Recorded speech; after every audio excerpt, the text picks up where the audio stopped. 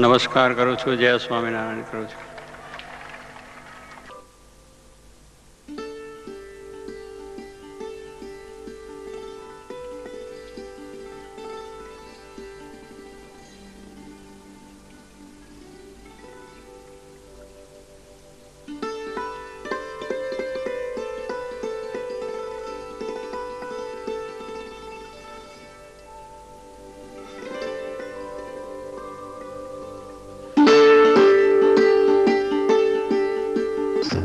સ્વામીશ્રીની 77મી જન્મ જયંતિ સોરઠના ભક્તોના લાભાર્થે ભગવાન સ્વામિનારાયણ અને અક્ષરમૂર્તિ ગુણાતીતાનંદ સ્વામીના ચરણાવિંદથી પાવન થયેલ જૂનાગઢમાં ઉજવવાનું નક્કી થયું.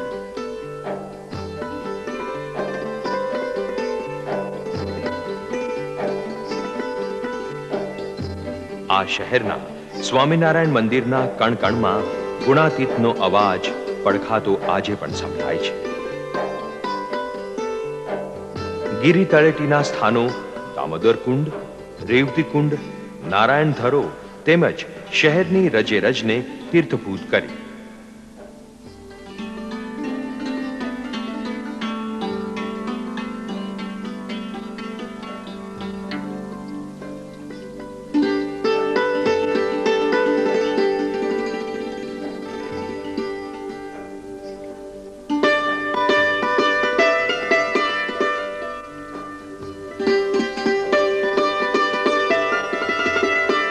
અક્ષરમૂર્તિ ગુણાતીતાનંદ સ્વામી 40 વર્ષ 4 માસ અને 4 દિવસ આ મંદિરમાં રહ્યા.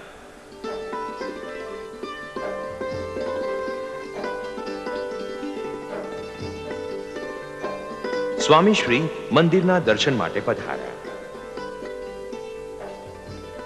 મંદિરના કોઠારી સ્વામીએ સ્વામીશ્રીનું સ્વાગત કરી ઠાકોરજીના દર્શન માટે સાથે અનુસર્યા.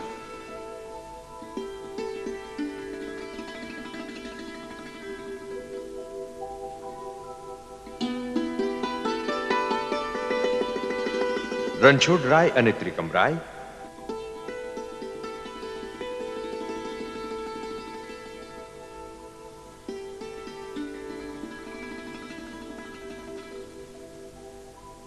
રાધા રમણ હરિકૃષ્ણ મહારાજ, સિદ્ધેશ્વર મહાદેવના દર્શન કરી શ્રીહરિના પ્રસાદી અવશેષોના દર્શન કર્યા.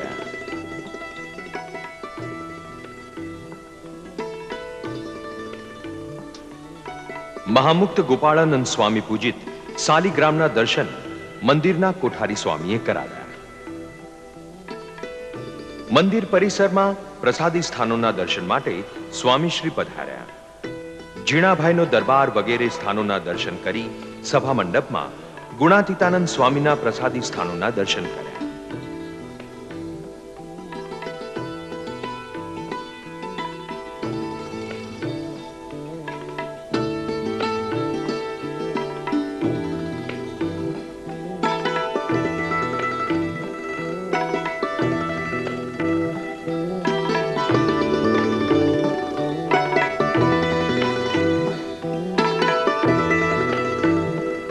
સ્વામીશ્રી સભા મંડપના દર્શનાર્થે પધાર્યા, જ્યાં મૂળ અક્ષર મૂર્તિ શ્રી ગુણાતીતાનંદ સ્વામી 40 વર્ષ સુધી વિરાજમાન રહી ભક્તજનોને કથા વાર્તાનો લાભ આપતા.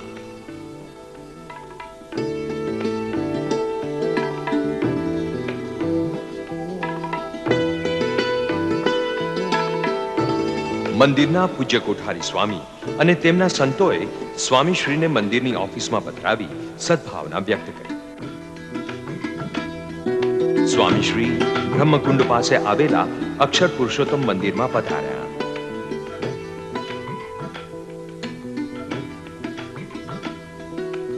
આજે સ્વામીશ્રીના પ્રતિક જન્મ જયંતિનો દિવસ, તેથી શહેરના ભાવિક સવારથી દર્શનાર્થે આવ્યા. સ્વામીશ્રી કૃષિ વિદ્યાલયના પટાંગણમાં પ્રાતઃ પૂજા માટે પધાર્યા.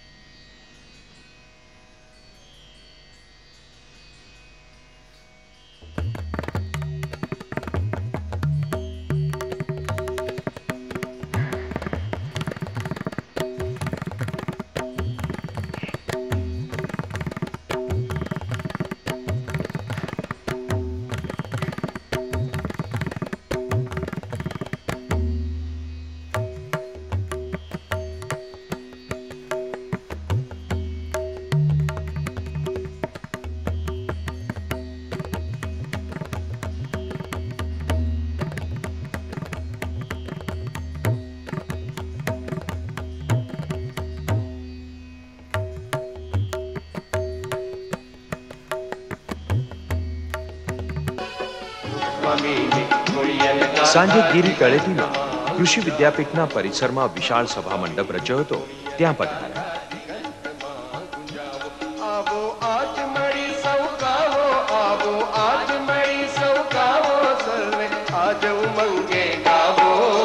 પ્રમુખ સ્વામીની ગુણિયલ ગાતા જગંતમાં ગુંજાવો. પ્રમુખ સ્વામીની ગુણિયલ ગાતા જગંતમાં ગુંજાવો.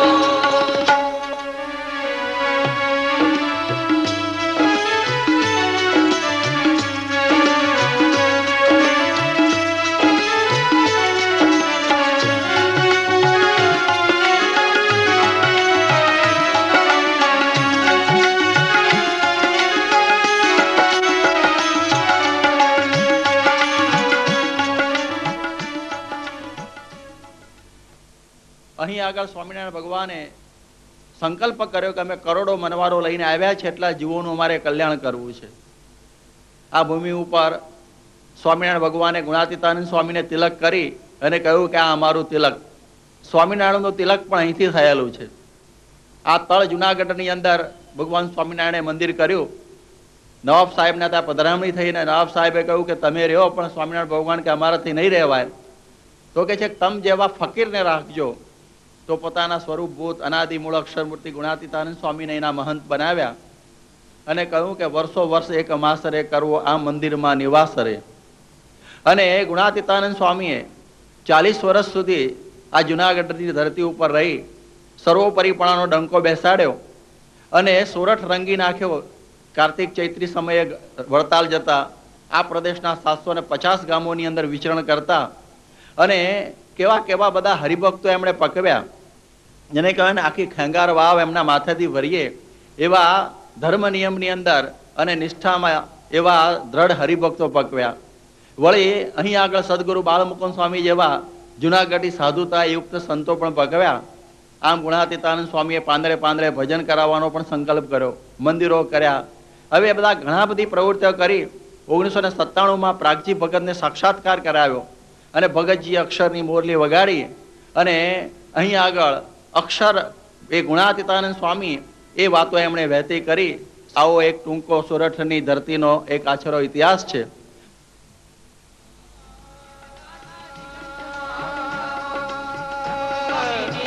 સ્વામીશ્રીએ સુંદર રથમાં બિરાજી ભક્તજનોને દર્શન દાન આપ્યા ને પછી મંચ પર પધાર્યા.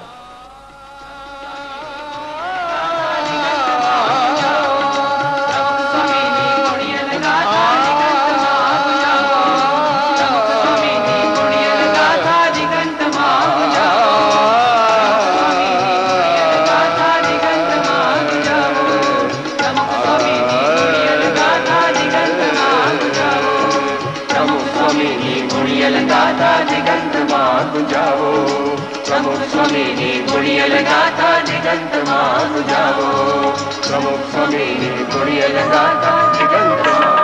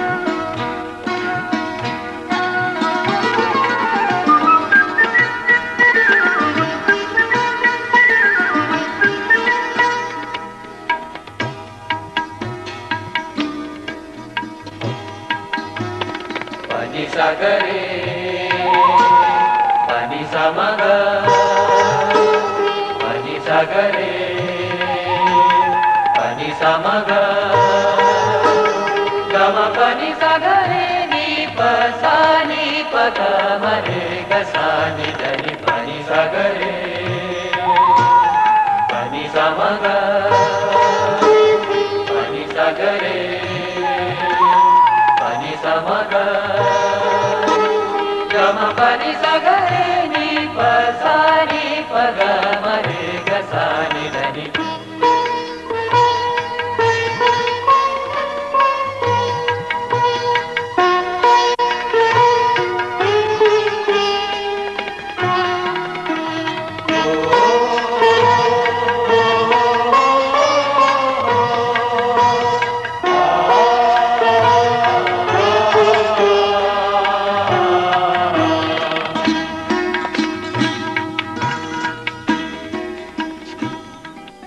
સભાની શરૂઆતમાં કૃષિ વિદ્યાલયના ઉપકુલપતિ શ્રી રાણા સાહેબ અને ભારતીય જનતા પક્ષના માજી મંત્રી શ્રી અશોક ભટ્ટે પુષ્પહાર અર્પણ કરી સ્વાગત કર્યું. ગુજરાત કૃષિ યુનિવર્સિટીના જુનાગઢ કેમ્પસના આંગણે બ્રહ્મ સ્વરૂપ પ્રમુખ સ્વામી મહારાજનો 77મો જન્મદિવસ ઉજવણી પ્રસંગે જે આ યુનિવર્સિટીને આ કેમ્પસને સોરઠને તો ધન્ય બનાવ્યું છે, પણ ગુજરાત કૃષિ યુનિવર્સિટીના આ કેમ્પસમાં બ્રહ્મ સ્વરૂપ શ્રી પ્રમુખ સ્વામી મહારાજનો જન્મદિવસ ઉજવાતા હું ખૂબ આનંદની લાગણી અનુભવું છું. સ્વામિનારાયણ ભગવાન શ્રીમદ ભાગવતની કથા વારંવાર કરાવતા અને ભાગવતનો મહિમા કહેતા કહ્યું કે આ ભાગવતની અંદર વેદ, બીજા 17 પુરાણ અને ષટશાસ્ત્રનો સાર આવે છે. એ ભાગવતના 18,000 શ્લોક છે. એનો સાર કહેતા સ્વામિનારાયણ ભગવાન કહેતા કે 18,000 શ્લોકનો સાર 3 શ્લોકની અંદર આવે છે. એમાં એક શ્લોક લખ્યો, પ્રસંગમજરમ પાશમાત્મન કવયો વિદુહુ સ એવ સાધુષુ કૃતો મોક્ષ દ્વારમ અપાવૃતમ. આ શ્લોકમાં કપિલજી દેવહૂતિને ઉપદેશ આપે છે અને કહે છે કે એવા સાધુની અંદર જેણે આત્મબુદ્ધિ કરી અને મોક્ષનું દ્વાર ઉગાડું થાય છે. તો આ એક સારભૂત શ્લોક કયો કે જીવનનું વધારેમાં વધારે અગત્યનું કાર્ય એ મોક્ષનું કાર્ય છે. અને એ કાર્ય આ વિશ્વની અંદર કોઈ કરે એવું હોય તો એ સંત છે, એ સાધુ છે. સ્વામીશ્રીના જન્મ જયંતિ ઉત્સવ પ્રસંગે ઉજ્જવળ ચરિત્ર ભક્તોની ગાથા ઇતિ વચનામૃતમ સુંદર સંવાદ રૂપે વર્ણવી. ઈસવીસન 1988માં ગુજરાતમાં ભયંકર દુષ્કાળ પડ્યો ત્યારે સૌરાષ્ટ્રની પરિસ્થિતિ તો અતિ ભયંકર બની ગયેલી. તે સમયે જામનગર પાસે આવેલા ગુલાબનગર ગામના એક ગરીબ હરિભક્ત રમણીકભાઈ વેગડ અસ્તિત્વ ટકાવી રાખવા ફાંફા મારી રહ્યા હતા. પેટની આગ ઠારવા જે નાનું મોટું કામ મળે તે કરે, ઘણીવાર તો એ ન મળે. છેવટે રોજી રોટી માટે જામનગર આવ્યા. બાપાની દયાથી જામનગરમાં મુલ્લાની મેડી તરીકે ઓળખાતી એક ઇમારતનું સમારકામ કરવાનું તેમને કામ મળ્યું. મહારાજ સ્વામી અહીસો, મહારાજ સ્વામી અહીસો, મહારાજ સ્વામી.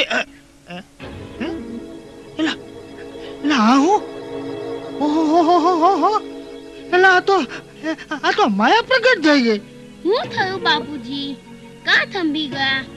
કાઈ નથી બેટા, આ આઈકણા કઈક હોના નદી જેવું નીકળ્યું છે.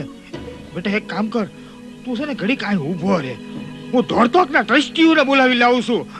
બેટા કાંઈ અડતો નહીં ક્યાંય હો.